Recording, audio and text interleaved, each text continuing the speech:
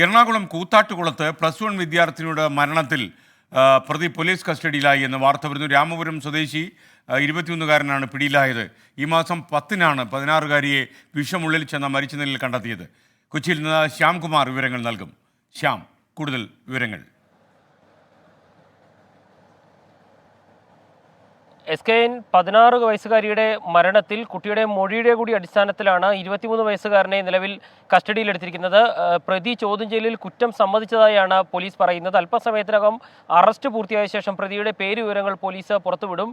കുട്ടിയുമായി അടുപ്പമുണ്ടായിരുന്ന ഇയാൾ ബന്ധത്തിൽ നിന്ന് പിന്മാറാൻ ശ്രമിച്ചതാണ് ഈ ആത്മഹത്യാ ശ്രമത്തിനും പിന്നീട് കുട്ടിയുടെ മരണത്തിനും ഇടയാക്കിയത്. കുട്ടി ലൈംഗിക ചൂഷണത്തിന് ഇരയായിട്ടുണ്ട് എന്നും പോസ്റ്റ്മോർട്ടം റിപ്പോർട്ടിൽ കണ്ടെത്തിയിരുന്നു. നിലവിൽ പോക്സോ നിയമത്തിനും ആത്മഹത്യാ പ്രേരണ കുറ്റവുമാണ് പ്രതിക്കെതിരെ ചുമത്തിയിരിക്കുന്നത്.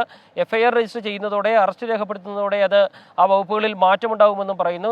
ഇന്ന് രാവിലെയാണ് രാമപുരം സ്വദേശിയെ കൂത്താട്ടുകുളം പോലീസ് കസ്റ്റഡിയിലെടുത്തിരിക്കുന്നത്. നിലവിൽ പ്രതിയുടെ അറസ്റ്റിലേക്കുള്ള നടപടിക്രമങ്ങൾ സ്റ്റേഷനിൽ പുരോഗമിക്കുകയാണ്. Thank you. നമുക്കൊപ്പം ചേർന്നത് ശ്യാംകുമാറാണ്.